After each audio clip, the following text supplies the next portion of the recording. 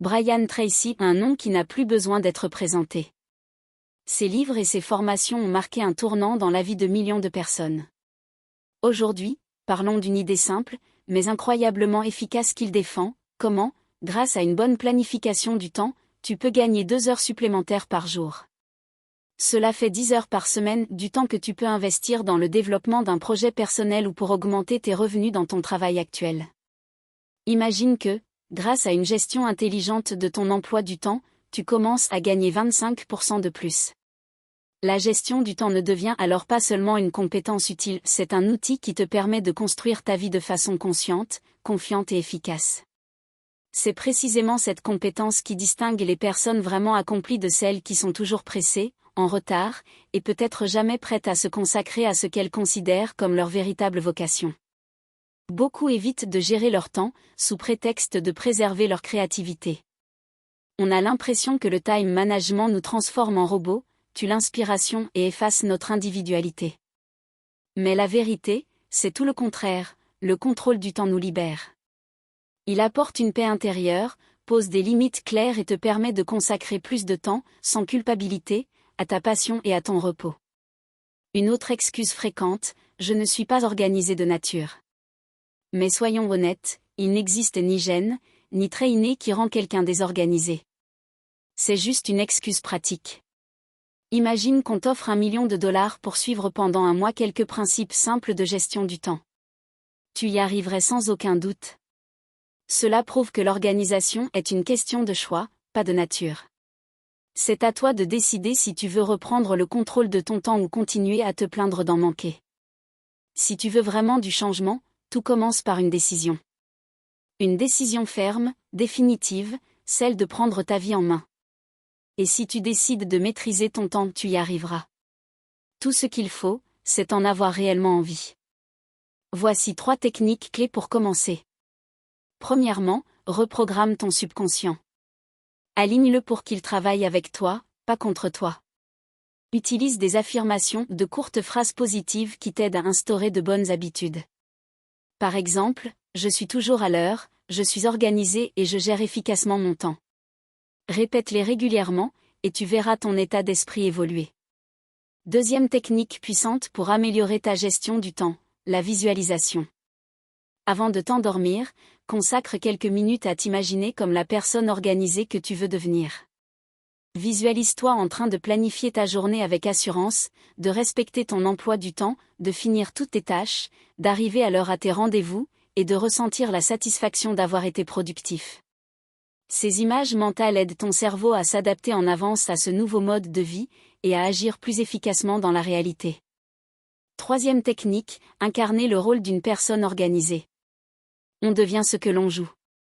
Commence donc à te comporter comme si tu maîtrisais déjà parfaitement ton temps. Tu peux imaginer jouer le rôle d'une personne que tu admires pour sa rigueur, ou créer une version idéale de toi-même vers laquelle tu veux tendre. En entretenant constamment cet état d'esprit, tu vas vite remarquer que tu deviens réellement cette personne. Une autre approche utile: penser comme si tu devais transmettre ton expérience. Imagine que dans un mois, tu présentes devant un public la manière dont tu as repris le contrôle de ta vie grâce à la gestion du temps. Tu partages tes découvertes, les difficultés que tu as rencontrées et comment tu les as surmontées, tu donnes des conseils.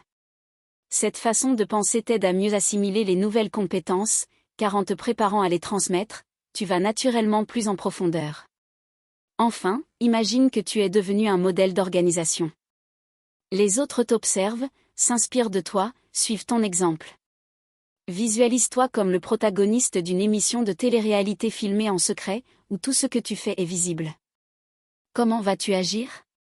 Quelles décisions vas-tu prendre? Comment vas-tu planifier ta journée? Cet état d'esprit t'aide à rester conscient de tes actes et te motive à tenir le cap. Ces techniques simples mais puissantes, la visualisation, l'incarnation du rôle, la transmission d'expérience et le sentiment de responsabilité personnelle, ne t'aident pas seulement à mieux gérer ton temps, elles forment une nouvelle personnalité. Une personnalité qui avance avec assurance, qui valorise chaque heure de sa vie et qui inspire les autres par son exemple. L'estime de soi est le socle sur lequel repose tout le reste: comment tu te sens, comment tu agis et les résultats que tu obtiens dans la vie. Les psychologues identifient 3 facteurs essentiels qui influencent cette estime. Le premier, avoir des valeurs personnelles et savoir clairement lesquelles sont prioritaires. Quand tu sais ce qui est vraiment important pour toi, tu as un cap intérieur qui renforce la confiance dans tes décisions. Le deuxième, la compétence. C'est le sentiment de maîtriser ton domaine, de contribuer à quelque chose d'utile, de créer de la valeur, que ce soit au travail, en famille ou dans la société. Être conscient de ta valeur personnelle ou professionnelle nourrit directement ton estime de toi. Le troisième point, c'est l'alignement entre tes actions, tes valeurs et tes connaissances. Il ne suffit pas de savoir ce qui est important pour toi ou d'avoir certaines compétences, il faut réellement consacrer ton temps et ton énergie à ce qui résonne profondément avec tes convictions. Quand tes gestes correspondent à tes croyances intérieures, tu ressens une cohérence, une force et un sens dans chaque journée. Et retiens bien ceci, la qualité de ta vie dépend directement de ta capacité à bien gérer ton temps. Pourquoi est-ce si essentiel ? Parce que le temps est la ressource la plus précieuse que tu possèdes. Il est limité, irremplaçable et irréversible. Aucun jour, aucun moment ne reviendra. Chaque heure vécue est soit une avancée, soit une opportunité perdue. Et la manière dont tu utilises ton temps ne détermine pas seulement tes résultats, mais aussi l'estime que tu as de toi-même. Quand tu prends conscience de ton emploi du temps et que tu en reprends le contrôle, tu arrives à faire plus, tu prends plaisir dans ce que tu accomplis, tu trouves du temps pour les autres et pour toi. Tu sens que tu maîtrises ta vie, et cela renforce ta confiance intérieure et ton sentiment de valeur. Il est important de comprendre qu'on peut être occupé du matin au soir et pourtant perdre son temps. Mais on peut aussi planifier intelligemment ses journées, obtenir davantage en moins de temps, tout en se sentant accompli et heureux. Car la vraie efficacité, ce n'est pas le nombre d'heures travaillées, mais la capacité à diriger ton énergie là où elle a vraiment de l'impact. Commence à gérer ton temps, et tu verras à quel point cela transforme tout, ton estime de toi, ton équilibre, ta qualité de vie. C'est le chemin vers la meilleure version de toi-même. Et ce chemin commence maintenant. Cette clé pour reprendre le contrôle de ton temps et de ta vie. Imagine que tu es déjà devenu la version idéale de toi-même. Que toutes tes envies d'ordre, de discipline et d'efficacité sont devenues réalité. Ton comportement naît de l'image que tu as de toi, plus cette image est claire, plus il est facile d'agir en accord avec elle. Comporte-toi comme si tu avais déjà atteint ton objectif. Mentalement, tu y es déjà, il ne te reste plus qu'à rattraper ce futur dans la réalité. La deuxième étape, c'est la création de nouvelles habitudes. Il faut du temps pour qu'une habitude s'installe. 21 jours au minimum, c'est le délai nécessaire pour qu'un comportement devienne automatique. Même si tu n'en as pas envie, même si c'est difficile, continue. Avec le temps, ce qui te semblait pesant fera naturellement partie de ta routine. La troisième clé, annonce tes intentions à ton entourage. Dis à tes proches ce que tu veux changer dans ta vie. Cela te donnera une responsabilité supplémentaire, les autres s'attendront à te voir agir, et tu seras plus motivé à tenir bon. Le regard des autres t'aide à garder le cap et à rester fidèle à tes engagements. Quatrième principe, la concentration. Ne te disperse pas, choisis un domaine, concentre-toi dessus, et ne passe à un autre qu'une fois un vrai résultat obtenu. Cette approche canalise ton énergie et t'aide à garder des objectifs clairs. Cinquième règle, pas d'excuses. Une décision est une décision. Ne cherche pas de raisons pour lesquelles ça n'a pas marché aujourd'hui. La vie n'attend pas, le temps passe. Ta constance et ta rigueur seront tes meilleurs alliés. Sixième étape, analyse régulièrement. Demande-toi pourquoi tu n'arrivais pas avant à garder le rythme ou à gérer ton temps. Quand quelque chose ne fonctionne pas, ne l'ignore pas, va chercher la cause et décide comment agir autrement. L'analyse de tes erreurs est la base de tout progrès. Septième clé, crois en toi. Croire en tes capacités, ce n'est pas juste un joli discours.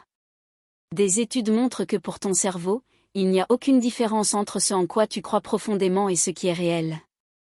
Si tu crois sincèrement que tu es capable de gérer ton temps et ta vie, ton cerveau va mobiliser toutes ses ressources pour en faire une réalité. Au fond, gérer son temps, ce n'est pas une finalité, mais un outil pour accomplir ses objectifs. Vivre sans but, c'est comme prendre un taxi sans donner d'adresse. Tu avances, tu consommes ton énergie, mais tu ne vas nulle part. C'est aussi tirer à l'arc les yeux fermés, tu fais des efforts, mais tu ignores où vont tes flèches. Oui, beaucoup d'entre nous travaillent dur chaque jour, donnent tout, mais oublient parfois pourquoi. Bien sûr, répondre à ses besoins essentiels est crucial. Mais l'être humain ne vit pas que pour payer des factures et remplir le frigo. Il a des rêves, des ambitions, un besoin de s'accomplir. Et le temps est justement ce levier magique qui permet de transformer ses aspirations en réalité. Rapidement. Efficacement. En pleine conscience. Pourquoi seulement 1% atteignent vraiment leurs objectifs? Il existe une statistique frappante, seuls 3% des gens dans le monde se fixent des objectifs clairs. Et à peine 1% reviennent chaque jour à ces objectifs pour se rappeler pourquoi ils agissent. Brian Tracy affirme, si tu ne définis pas tes propres objectifs, tu passeras ta vie à travailler pour ceux des autres. Et c'est bien vrai. C'est pourquoi il est essentiel d'apprendre à formuler clairement tes priorités et à t'en servir comme boussole dans ta vie. Par où commencer? Prends tout de suite un stylo et une feuille entièrement blanche. Oui, blanche. Parce que tu ne vas pas écrire une simple liste, tu vas créer la base de ton futur. Ce ne sera pas une feuille que tu remplis une fois puis oublies. Ce sera ta carte. Tes phares. Ta réponse à cette question, pourquoi est-ce que tu te lèves le matin? Comment structurer tes objectifs? Brian Tracy propose de les diviser en 3 grands groupes. Les objectifs matériels. Tout ce qui concerne ta situation financière, ton niveau de vie, ton confort. Comment veux-tu que soit ton logement? Dans quelle ville ou pays rêves-tu de vivre? Quelle voiture aimerais-tu conduire? Combien d'argent souhaites-tu avoir sur ton compte? Quelles choses veux-tu t'offrir à toi et à ta famille? Les objectifs de sens. Ici, tu réponds à la question, pourquoi est-ce que tu veux tout ça? Pourquoi désires-tu un bon revenu et une belle maison? Peut-être pour passer plus de temps avec ta famille? Pour te reposer davantage? Prendre soin de ta santé et te sentir plein d'énergie? Ces objectifs parlent de qualité de vie, de bien-être, de liberté, de moments avec les proches et de cet état intérieur qui se cache derrière les résultats matériels. Les objectifs d'action. Ce sont les étapes concrètes qui t'aideront à atteindre les 2 premiers groupes. Que dois-tu accomplir dans ta carrière? Quelles compétences veux-tu développer? Quelles habitudes veux-tu adopter? Par exemple, progresser professionnellement, lancer ton entreprise, faire du sport 3 fois par semaine, ou apprendre en continu. C'est ton plan d'action. Un exemple, l'achat d'une voiture et d'un appartement personnel entre dans la première catégorie. Des vacances à la mer 2 fois par an et des cours de musique en groupe le soir dans la deuxième. Et dans la troisième, l'évolution de carrière et des entraînements réguliers. Comment choisir ce qui est le plus important? Imagine que tu viens de gagner $1 million. Là, maintenant. Réfléchis, quelles activités abandonnerais-tu immédiatement? Et lesquelles ferais-tu avec plaisir? À quoi ressemblerait ta journée? Que ferais-tu le matin, l'après-midi et le soir? Voilà tes véritables objectifs. Ils reflètent ton chemin, ta vocation, la vie que tu veux vraiment mener. Note ces envies. Il y en a généralement 3, pas plus. Elles deviendront le noyau de ton système d'objectifs. Tous les autres viendront s'y rattacher, comme des supports, comme des moyens. Ce seront tes repères personnels, ceux qui te donnent la force d'avancer chaque jour, quoi qu'il arrive. Comment construire la vie de tes rêves? Un exercice étape par étape. Reste seul avec toi-même. Coupe le bruit extérieur et pose-toi cette question essentielle, à quoi ressemble ta vie dans 5 ans? Qui es-tu? Que fais-tu? Où vis-tu? À quoi ressembles-tu? Que ressens-tu le matin? Ce ne sont pas de simples pensées, c'est ta projection personnelle du futur, ton rêve à l'état pur. Maintenant, passe à l'action. Prends un carnet et écris tout ce que tu veux accomplir pour rendre cette vision réelle dans 5 ans. Ne te demande pas si c'est réaliste, ne filtre rien écrit. Le plus possible. Donne-toi une totale liberté. Une fois la liste prête, ajoute une lettre à chaque objectif. A. Ceux qui sont essentiels, qui influencent directement ton bonheur et ta qualité de vie. B. Ceux qui sont importants, mais pas critiques. C. Les bonus agréables à avoir, mais pas indispensables. Concentre-toi maintenant sur la catégorie A. Ce sont tes leviers de transformation. Choisis en un, celui qui, s'il se réalise, aura le plus grand impact sur ta vie. Note-le comme un 1. Imagine ensuite que tu as une deuxième chance. Quel autre objectif de cette liste choisirais-tu? Note-le comme à 2. Continue ainsi, à 3, à 4, etc., jusqu'à ce que tu aies hiérarchisé tous tes objectifs prioritaires. Sur la page suivante de ton carnet, écris en haut l'objectif 1, le plus important. Juste en dessous, liste 10 actions concrètes qui peuvent t'en rapprocher. Sois précis, plus tes actions sont claires, plus il sera facile de commencer. Maintenant, pose-toi cette question, si tu ne pouvais accomplir qu'une seule action parmi les 10, laquelle serait la plus efficace? Mets-la en évidence. C'est ton objectif principal. Classe ensuite les 9 autres par ordre d'importance. Tu obtiendras un plan clair où chaque étape te rapproche du résultat désiré. Procède de la même manière pour les objectifs à 2, à 3 et tous les autres à forte priorité. N'oublie jamais, chaque objectif doit être concret, important, atteignable et limité dans le temps. Ce ne sont pas de simples envies, c'est ton plan. Ta stratégie personnelle de réussite. Les règles de fixation d'objectifs qui fonctionnent vraiment. Quand tu te fixes des objectifs, il est essentiel de suivre certains principes clés. Ces règles ne servent pas simplement à rêver, elles t'aident à tracer une direction claire pour ta vie. Première règle, formule tes objectifs au présent. Écris-les comme si tu les avais déjà atteints. Ce n'est pas un simple jeu de mots, cette façon de formuler les choses conditionne ton subconscient au succès. Il commence à percevoir tes objectifs comme une réalité et te pousse naturellement vers des actions alignées avec cette vision. Deuxième règle, écris tes objectifs chaque jour. Consacre quelques pages dans un carnet uniquement à cela. Ne relis pas ce que tu as écrit la veille, recommence à 0 chaque jour. Aujourd'hui tu notes 10 objectifs dans un certain ordre, demain, peut-être que l'ordre changera. D'ici une semaine, certains auront disparu, remplacés par d'autres.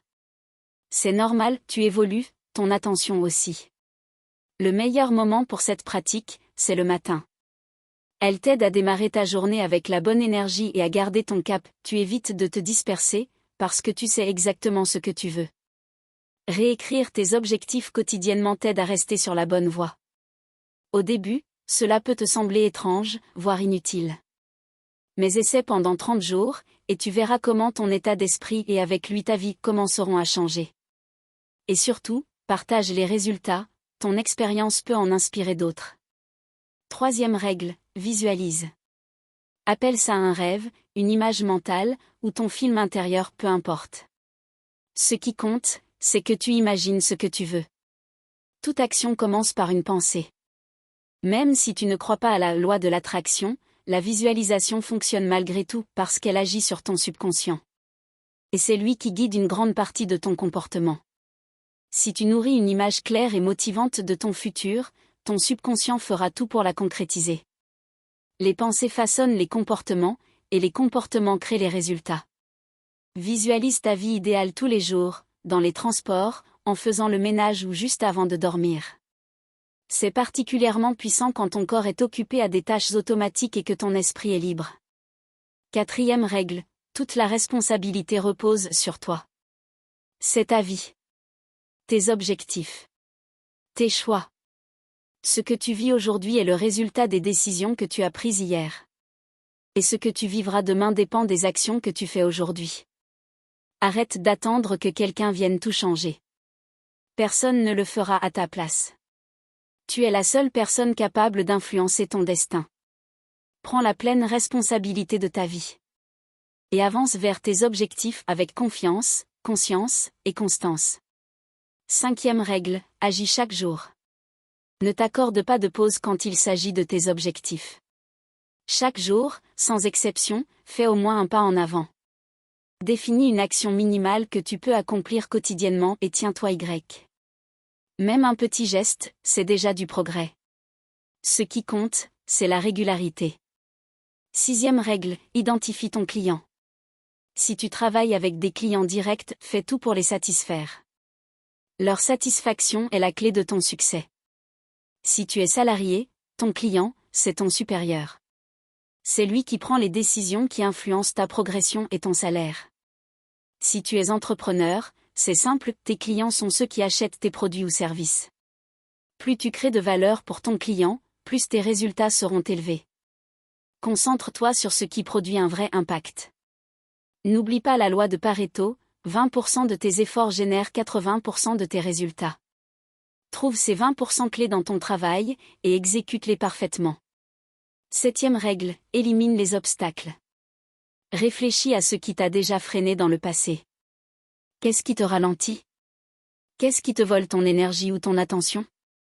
Peut-être que ce sont des habitudes, des circonstances ou même des personnes qui entravent ton avancée. Ton rôle est de les identifier et de les éliminer. Analyse régulièrement, qu'est-ce qui m'empêche d'aller plus vite? Qu'est-ce que je peux changer dès maintenant? 8e règle, crée les conditions du succès. Observe quelles sont les ressources ou les contacts qui pourraient t'aider à atteindre tes objectifs plus rapidement. Tu connais peut-être des personnes capables de te donner un bon conseil? Ou des partenaires potentiels pour une collaboration gagne-gagnant? N'aie pas peur de demander de l'aide, de solliciter un avis, de chercher du soutien. Parfois un mot extérieur suffit à te faire avancer à grande vitesse. 9e règle, contrôle. Pose-toi cette question aussi souvent que possible. Ce que je fais en ce moment, est-ce que ça me rapproche de mes objectifs? Y a-t-il une manière plus efficace de le faire? Cet autocontrôle régulier t'empêche de perdre le cap et t'apprend à agir de manière consciente. Tu ne fais pas juste des choses, tu avances vraiment dans la bonne direction. Comment devenir vraiment organisé? Fais une pause, regarde ton espace de travail non pas avec tes yeux, mais avec ceux de ton patron ou de tes collègues.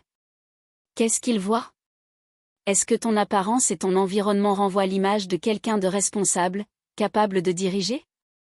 Ton bureau reflète-t-il le profil de quelqu'un qui mérite une promotion? Si la réponse est non, inutile de te trouver des excuses. Le chemin vers une vraie organisation commence par l'ordre. Et cet ordre doit être partout, dans ton apparence, dans ta maison, sur ton bureau. Quand tu te lances dans le ménage, sois honnête avec toi-même. Débarrasse-toi de tout ce que tu n'utilises pas et que tu ne comptes pas utiliser. Prends le temps d'évaluer chaque objet. T'aide-t-il vraiment ou prend-il juste de la place? En libérant ton espace, tu libères aussi ton esprit. Avant de te lancer dans une nouvelle tâche, assure-toi d'avoir tout ce qu'il faut pour la mener à bien.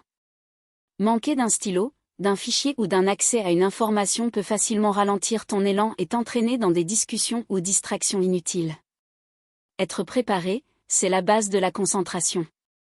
Pose-toi aussi les bonnes questions. Est-ce que cette tâche est vraiment nécessaire? Est-ce que tu es capable de la faire correctement? Peut-être qu'une autre personne la ferait plus vite et mieux? Savoir déléguer, c'est un des grands atouts d'une personne efficace. Ne gaspille pas ton énergie là où tu pourrais faire confiance aux compétences des autres. N'attends pas. Dès qu'une nouvelle tâche apparaît, termine ce que tu fais et enchaîne avec la suivante. Pour t'aider, construis une liste de choses à faire, classée par ordre d'importance et d'urgence. Ça t'aidera à structurer ta journée et à gagner un temps précieux. Prends l'habitude de planifier à l'avance. Chaque soir, prépare la liste des tâches du lendemain. Divise-les en 2 catégories, urgentes et importantes. Certaines seront les 2 à la fois, d'autres juste l'une ou l'autre. Commence toujours par ce qui est à la fois urgent et important. Cette méthode t'évitera de courir dans tous les sens. Et surtout, utilise les outils modernes. Calendrier en ligne, to-do list numérique, appli de planification pour la journée, la semaine ou l'année, il existe plein de solutions pratiques et accessibles. Testant plusieurs, tu finiras par trouver ce qui te convient le mieux. Quand tu sais exactement ce que tu vas faire le lendemain, tu te sens plus calme et plus confiant. Tu sais comment va commencer ta journée, dans quel ordre tu feras les choses, et ça te donne un vrai sentiment de contrôle. Mieux encore, tu dors plus paisiblement, car ton subconscient est déjà prêt pour une journée productive. Comment gérer ton temps efficacement et rester aligné avec tes valeurs? Si tu veux gagner du temps et être plus efficace, commence par les choses simples. Utilise les messages vocaux plutôt que les textes, c'est plus rapide, plus vivant, et ça t'évite de perdre du temps. Et si tu as besoin d'un format écrit, utilise les assistants vocaux ou les applis qui transforment la voix en texte. C'est à la fois pratique et intelligent. Si tu voyages souvent, surtout en avion, arrive à l'aéroport en avance au moins 1 heure avant le départ. Tu éviteras le stress, tu ne seras pas pressé, et tu pourras te concentrer sur tes priorités. Le temps passé dans l'avion peut aussi être utile, pour planifier, lire, préparer des documents. Il suffit de réfléchir à l'avance à ce que tu pourrais faire pendant le vol. Ne laisse pas ton temps de trajet se perdre. Si tu passes plusieurs heures sur la route chaque semaine, transforme ce moment en temps de développement personnel. Écoute des podcasts, des livres audio, des contenus formateurs. D'ailleurs, abonne-toi à ma chaîne, tu y trouveras plein d'audiobooks utiles. Même en voiture, grâce aux technologies actuelles, tu peux écouter des messages de collègues et y répondre. Mais tout ça ne servira à rien si tes actions ne sont pas en accord avec tes valeurs. Prends un moment et demande-toi, qu'est-ce qui compte vraiment pour moi? Chacun a ses valeurs, mais ce qui fait la différence, c'est leur ordre de priorité. Quelqu'un qui place sa famille avant sa carrière prendra des décisions très différentes de celui qui fait l'inverse. Tes valeurs définissent ce que tu es prêt à sacrifier pour ce qui est essentiel. Si ta carrière passe avant l'honnêteté, alors tu pourras faire des compromis discutables. Mais si c'est l'inverse, tu préféreras peut-être perdre un poste que de trahir tes principes. Compare tes objectifs de vie à tes priorités profondes. Est-ce que tu ressens de la satisfaction dans tes choix liés à ta famille, ta santé, ton travail? C'est facile de dire que la famille est importante, mais si tu choisis toujours le boulot à la place, il y a peut-être un désalignement. Vérifie que tes actes suivent bien tes vraies priorités, sinon, tu risques de vivre en conflit avec toi-même.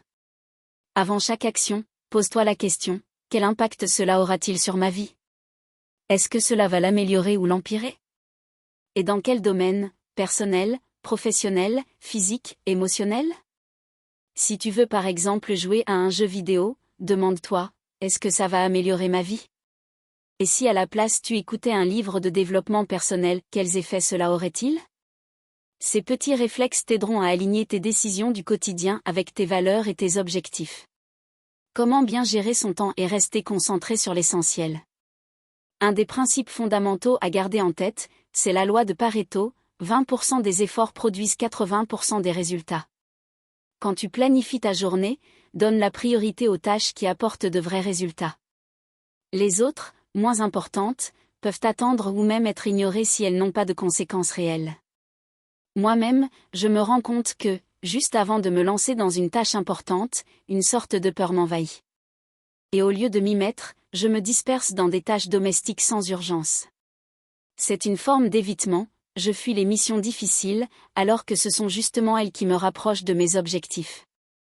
Il faut se rappeler qu'entamer une tâche, c'est déjà la moitié du chemin parcouru. Découpe ce que tu as à faire en petites étapes et réalise au moins la première. Comme on dit, avale ce crapaud, en premier, ne reporte pas ce qui est difficile. Ne deviens pas cette personne qui passe trop de temps à perfectionner chaque détail, même quand ce n'est pas nécessaire. Le perfectionnisme, surtout dans les tâches secondaires, t'éloigne de tes objectifs essentiels et diminue ta productivité. Quand tu prends en charge de nouvelles tâches ou de nouveaux projets, assure-toi d'avoir le temps pour les gérer. Si ton emploi du temps est déjà surchargé, réfléchis à ce que tu pourrais abandonner pour faire de la place. N'accepte jamais des engagements que tu ne peux pas tenir. Déléguer est un outil puissant pour gagner en efficacité. Si certaines tâches peuvent être confiées à d'autres personnes ou à des entreprises spécialisées, fais-le sans hésiter. Concentre-toi sur ce que tu fais le mieux. Tes efforts doivent être dirigés vers ce qui a le plus grand potentiel. Un autre moyen d'améliorer ton organisation, c'est de continuer à apprendre et à te développer dans ton domaine. Plus tu seras rapide et efficace, plus tu deviendras organisé et productif. Concentre-toi sur les tâches qui font partie de ces fameux 20% qui produisent 80% des résultats. Repère ce qui te distingue de la concurrence. Travaille tes avantages compétitifs, et tu verras rapidement des résultats concrets. Il est essentiel de savoir quels clients t'apportent le plus de bénéfices. Travaille avec eux en priorité pour augmenter ton efficacité. Comment gérer efficacement ton attention et tes ressources pour obtenir un maximum de résultats? À la guerre, les blessés sont classés en 3 catégories, ceux qui survivront même si on ne les soigne pas immédiatement, ceux qui ne survivront pas malgré les soins, et ceux qui peuvent être sauvés uniquement grâce à une intervention rapide. Les médecins se concentrent sur ce dernier groupe, car c'est là que leurs efforts font la plus grande différence. Ce principe s'applique aussi au monde des affaires. Il y a des clients qui achèteront chez toi quoi qu'il arrive, d'autres qui ne le feront jamais, et une troisième catégorie sur laquelle tu peux avoir un véritable impact. C'est pareil pour tes produits, certains se vendent naturellement, d'autres ne marcheront jamais, mais certains ont besoin d'un petit coup de pouce pour connaître le succès. En orientant ton attention et tes ressources là où elles sont réellement utiles, tu obtiendras des résultats bien plus importants. Comment ne pas laisser ton passé dévorer ton avenir? Il est crucial de ne pas laisser ton passé envahir ton présent et ruiner ton futur. Le temps passé à regretter ne reviendra jamais. Concentre-toi sur les défis actuels et sur la préparation des prochaines étapes. Demande-toi toujours, qu'est-ce que je peux faire maintenant pour améliorer mon avenir? Ne perds pas de temps avec des broutilles. Ne te laisse pas piéger par les petites tâches inutiles au début de ta journée. Attaque-toi tout de suite aux choses importantes et urgentes, celles qui t'avancent vraiment vers tes objectifs. Environ 20% de ton travail t'apportera 80% des résultats, et ce principe fonctionne dans tous les domaines. Lors d'une rencontre avec un client, les premières minutes peuvent souvent déterminer 80% du succès de la vente. Commence par le plus important et le plus difficile, et tu verras ta progression s'accélérer. Perdre du temps sur des tâches insignifiantes qui n'ont aucun impact sur ton avenir, c'est tout simplement une perte de temps. Pense toujours à la manière dont chaque tâche contribue à tes objectifs à long terme. Va au bout des choses. Chaque fois que tu commences quelque chose et que tu le termines, tu renforces ta confiance en toi et ton caractère. Savoir finir ce que tu commences est une qualité indispensable chez une personne mature et responsable. Concentre-toi sur ce que tu fais, et fais-le bien. Comment te mettre dans un état d'esprit productif? Pour entrer dans le bon rythme de travail et bien démarrer un nouveau projet, prends l'habitude de visualiser tes réussites passées. Rappelle-toi les moments où tu étais fier de ton travail, car ton subconscient perçoit ces images comme réelles. C'est un excellent moyen de te motiver et de te mettre dans une dynamique positive. Comment ta confiance influence ton succès? Te considères-tu comme quelqu'un de confiant? Regarde ta façon de marcher, de t'asseoir, de parler. Le langage corporel en dit long sur une personne. Si tu veux devenir plus sûr de toi et plus efficace, ta posture et ta manière de communiquer sont essentielles. Inspire-toi des gestes et attitudes des personnes à succès, cela t'aidera à renforcer ta propre assurance.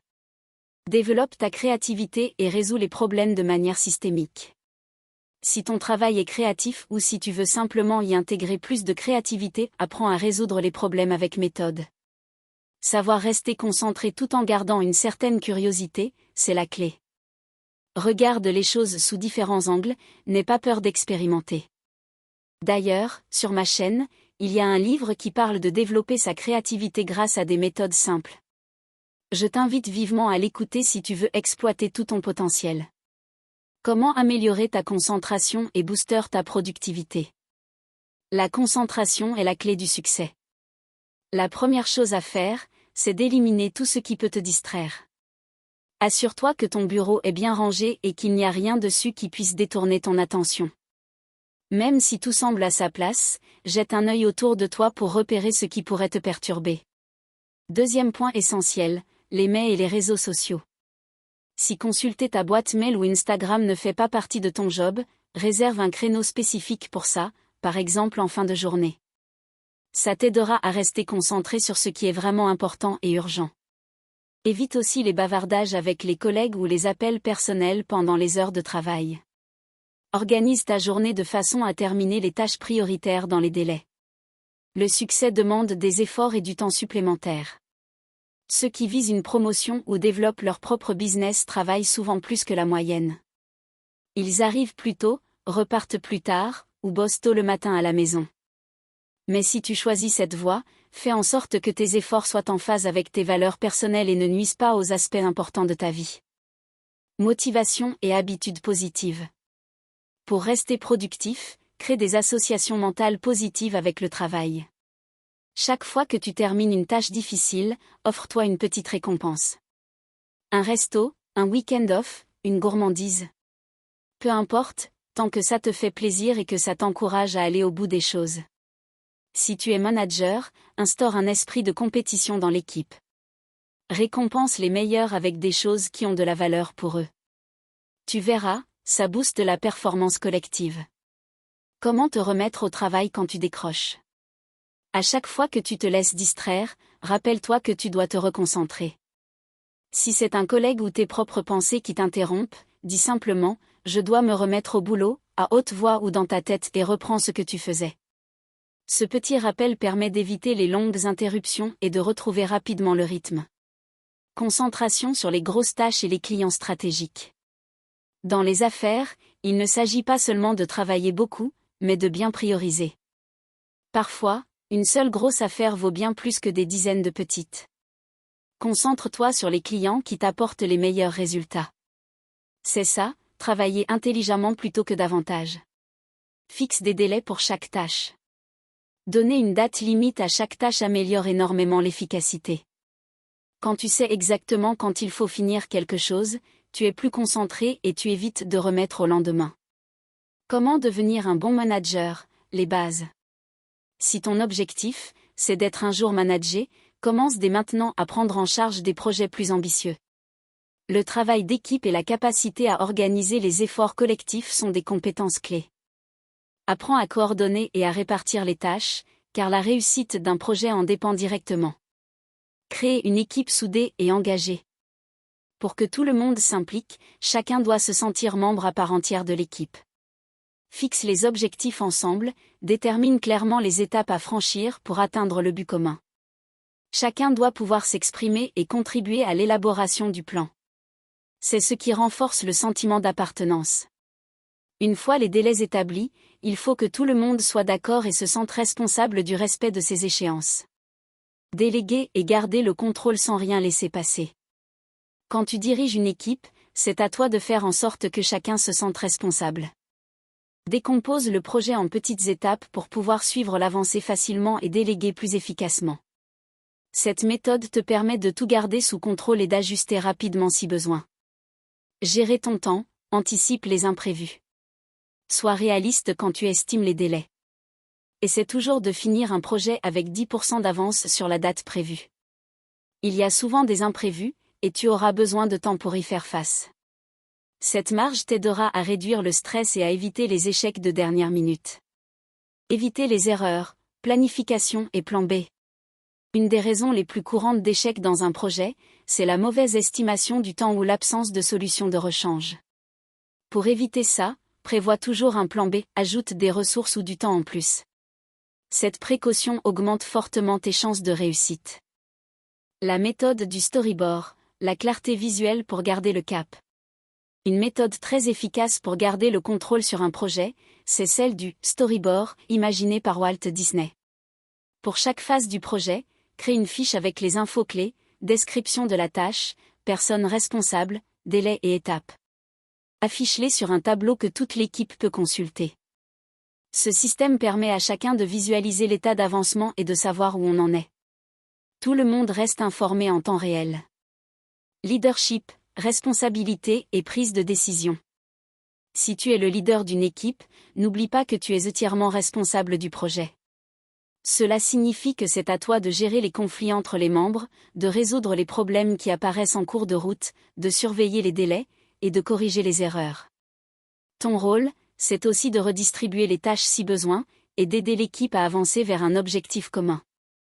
Prenons un moment pour identifier ce qui nous vole vraiment notre temps, surtout pendant les heures de travail. Cela peut être des appels téléphoniques, des discussions inutiles sur les réseaux sociaux, ou encore la lecture d'actualités sensationnalistes, et tout ça arrive souvent pile quand on devrait être concentré sur une tâche importante. Si tu dois te consacrer à une mission essentielle, essaie de limiter les appels entrants au maximum. Si tu as une secrétaire, demande-lui de répondre à ta place et d'expliquer que tu rappelleras les personnes importantes plus tard. Cela te permet de rester concentré, et en plus, tu peux regrouper les appels à un moment précis. Faire des actions similaires ensemble permet toujours de gagner du temps. Et n'oublie pas, va droit au but, évite les bavardages inutiles. Au travail, il y a aussi des gens qui volent ton temps. En général, leurs conversations n'ont rien à voir avec le boulot et peuvent s'éterniser. Que faire? Brian Tracy conseille, dès que tu vois ce genre de personne arriver, lève-toi et fais semblant d'être sur le point de partir. Ne t'assieds pas tant qu'elle n'est pas partie. Une autre technique consiste à dire « Attends, je voulais justement te montrer quelque chose ». Puis tu te mets en marche vers la sortie en lui montrant quelque chose en chemin, va dans une autre pièce ou sort du bâtiment si ce n'est pas un collègue direct. Il est important de faire comprendre à ton entourage que, quand tu travailles, tu es occupé. Ton temps au bureau est destiné à être productif. Et si c'est toi qui veux parler à quelqu'un, demande-lui toujours s'il est disponible. Tes collègues devraient faire la même chose avec toi. Pour mieux contrôler ton emploi du temps, imagine qu'un superviseur se tient derrière toi. Est-ce que tu continuerais cette conversation, cet appel ou à lire des actualités? Bien sûr que non. Ces changements ne se font pas du jour au lendemain. Mais rappelle-toi l'importance de visualiser les choses et d'ancrer en toi cette idée, tu es maître de ton temps. Tu utilises tes heures de travail de façon productive, tu es une personne efficace, concentrée sur les résultats. Plus tu t'imprègnes de cette image, plus tu deviendras cette personne et les résultats suivront naturellement.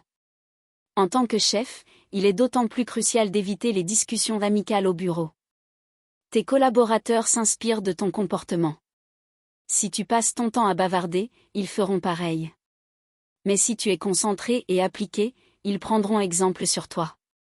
Veille à ce que toutes tes réunions soient planifiées à l'avance. Elles doivent commencer et se terminer à l'heure, que ce soit avec des clients ou ton équipe. Commence toujours à l'heure, sans attendre les retardataires. Prépare un ordre du jour et envoie-le à l'équipe la veille, pour qu'ils puissent réfléchir au sujet à aborder. Les points les plus importants doivent figurer en tête de liste. Et après chaque discussion, fais une synthèse pour que tout le monde sache quelle décision a été prise. Vérifie que chacun a bien compris ce qu'il doit faire, avec des critères clairs de qualité et une date limite précise. Prépare-toi aussi à affronter un éventuel moment de crise. Sois prêt à faire face à des imprévus qui pourraient impacter négativement ton entreprise. Avoir des réserves et des ressources pour s'en sortir est un atout. Élaborer un plan d'action clair, compréhensible et accessible à tous est essentiel. Et si la crise est déjà là, prends le temps de t'asseoir et d'analyser la situation. Pourquoi c'est arrivé? Combien de temps cela va-t-il durer? Note tes idées ou fais une carte mentale. Cela t'aidera, toi et ton équipe, à trouver la meilleure solution. N'oublie jamais, beaucoup voient les crises comme des opportunités déguisées. Pour devenir vraiment organisé, il faut apprendre à prendre des décisions rapidement. Dès que tu en prends une, tu deviens plus efficace et plus productif. Garde ceci en tête, 80% des décisions doivent être prises immédiatement après avoir eu l'idée. 15% nécessitent un temps de réflexion. Étage 5% ne devraient tout simplement jamais être prises. Il existe deux types de décisions, celles que toi seul peux prendre, et celles que d'autres peuvent assumer, tes collaborateurs ou même tes enfants. Il est essentiel pour eux de prendre leurs propres décisions. Cela développe leur sens des responsabilités, leur indépendance et leur solidité intérieure. Laisse-leur choisir dans les cas où les erreurs n'auront pas de conséquences graves.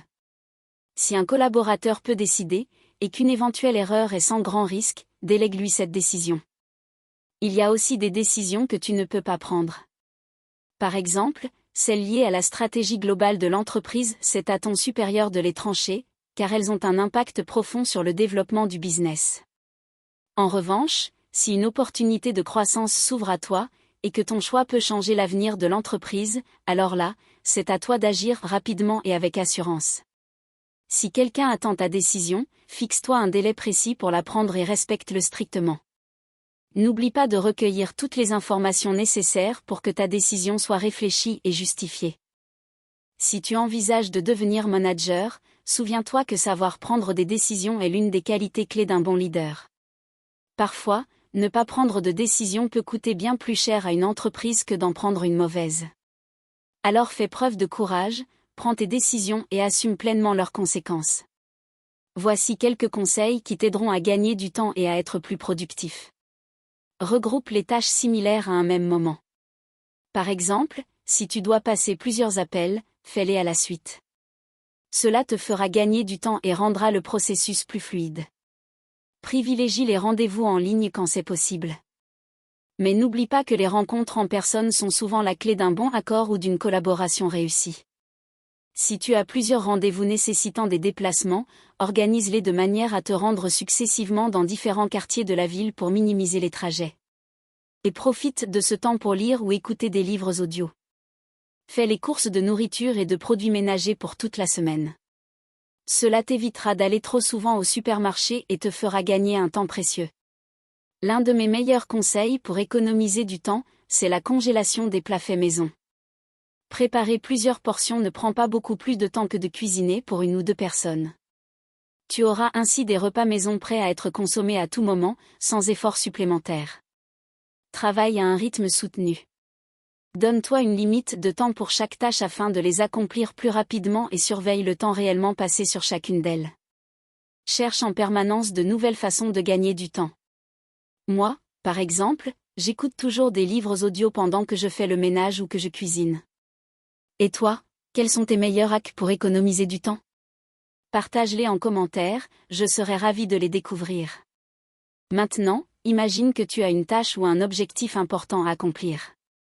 Tu es au travail, et la question est, comment commencer sans procrastiner et terminer à temps? Comment rester organisé et efficace? La première chose à faire, c'est de ranger ton bureau. Ça t'aidera à te mettre dans une dynamique productive. Tu dois croire en toi, en ta capacité à être organisé et déterminé. Prépare un plan clair pour la journée, en mettant les tâches urgentes en priorité. Commence par la plus importante, et si nécessaire, écris un plan détaillé pour sa réalisation. Préviens tes collègues ou ton responsable des délais que tu prévois. Et n'oublie pas de toujours garder une marge de 10% de ton temps pour les imprévus. Pense aussi à te prévoir une récompense quand tu auras terminé la tâche. Si c'est quelque chose de court, une simple tasse de café peut suffire. Mais pour un projet plus long, qui s'étale sur plusieurs jours voire plusieurs mois, choisis une récompense plus motivante. Cela t'aidera à associer l'effort prolongé à un moment agréable et à maintenir ton envie de continuer. Pour obtenir de bons résultats, il est essentiel de garder un rythme de travail rapide. Fixe-toi des délais pour chaque étape de ta tâche et surveille régulièrement combien de temps tu y consacres réellement. Cela t'aidera à mieux évaluer ta productivité et à identifier les moments où tu peux aller plus vite. N'oublie pas que l'automatisation est une clé pour travailler plus rapidement. Utilise tous les outils et technologies qui peuvent t'aider à gagner du temps et à être plus efficace. Ne cesse jamais de te former dans ton domaine. Les connaissances évoluent vite, et pour rester compétitif, il faut suivre les nouvelles tendances et les évolutions. Lis des livres spécialisés, des articles, des revues sérieuses, mais ne perds pas ton temps avec des contenus inutiles. Choisis uniquement ce qui est vraiment utile, car sur Internet et dans les médias, il y a beaucoup de pubs et d'infos sans valeur. Appuie-toi aussi sur d'autres sources d'apprentissage comme des chaînes YouTube spécialisées, des podcasts ou des webinaires. Avoir l'habitude d'investir une partie de ton revenu dans ton développement personnel est un excellent choix, ça rapporte toujours. Les connaissances que tu acquiers peuvent vraiment faire la différence. Une autre habitude essentielle pour rester compétent, c'est de lire ou d'écouter des contenus liés à ton métier tous les jours. Même si tu n'as pas le temps de t'asseoir avec un livre, tu peux écouter des livres audio ou des résumés pendant que tu fais autre chose. Cela te permet de rester à jour, même en déplacement. Utilise le temps que tu passes en voiture ou dans les transports en commun pour écouter des contenus formatifs. Ce moment peut se transformer en un véritable cours universitaire si tu t'organises bien. Et souviens-toi, échanger avec d'autres professionnels de ton domaine est crucial. C'est une chance d'apprendre, de partager des expériences et de progresser. Être en contact régulier avec tes collègues et d'autres spécialistes te permettra de rester dans le coup et d'élever ton niveau constamment. Tes collègues et tes connaissances d'autres entreprises peuvent aussi ouvrir de nouvelles opportunités de carrière et de perspectives de croissance. Comprendre que ce n'est pas seulement ton entreprise qui se développe, mais aussi toute l'industrie, te permettra de rester en tête, tant sur le plan professionnel que de ta carrière. En organisant ton temps pour un développement constant dans ta profession, tu t'assures le statut de spécialiste de haut niveau, toujours demandé et bien payé. Après tout ce que tu viens d'entendre, pose-toi une question importante: si tu avais $1 million dans les mains en ce moment, que tu pourrais dépenser pour tout ce que tu veux, resterais-tu à ton poste actuel? Si la réponse est non, cela signifie que tu fais quelque chose que tu n'aimes pas vraiment. Pose-toi une deuxième question: Que ferais-tu si tu n'avais pas besoin de gagner de l'argent, si tout ce dont tu as besoin était déjà là? Cela s'applique aussi à tes relations. Réfléchis à ce que tu attends des relations. En général, les gens veulent être heureux, donc il est important de se demander, es-tu heureux dans ces relations? Si la réponse est non, cela te donne un signal pour réfléchir plus profondément à ce que tu veux vraiment dans la vie. Comment veux-tu la vivre? Ne perds pas ta vie à faire des choses qui ne t'apportent pas de satisfaction. En plus de cela, il y a une autre qualité essentielle à développer si tu veux être productif et maîtriser ton temps, c'est la capacité à résoudre des problèmes. La première étape est de définir exactement en quoi consiste le problème. Souvent, un problème en cache plusieurs sous-problèmes, il est donc important de comprendre quels aspects doivent être résolus. La deuxième étape est de déterminer les causes de ce problème. Qu'est-ce qui a conduit à son apparition? Une fois que tu comprends les causes, tu peux avancer. La troisième étape, après avoir compris le problème et ses causes, est de trouver toutes les solutions possibles. Ces solutions doivent prendre en compte à la fois l'élimination de la cause du problème et les conséquences qu'il a engendrées. Parmi toutes les solutions possibles, choisis la plus efficace. Mais garde toujours un plan B, des alternatives au cas où la première solution échouerait. La résolution de problèmes doit être flexible, et être prêt à faire face à l'imprévu t'aidera à agir avec confiance. Les amis, abonne-toi à ma chaîne de résumé de livres. Ici, tu trouveras de nombreux livres utiles et inspirants qui t'aideront à grandir, tant dans ta vie personnelle que professionnelle.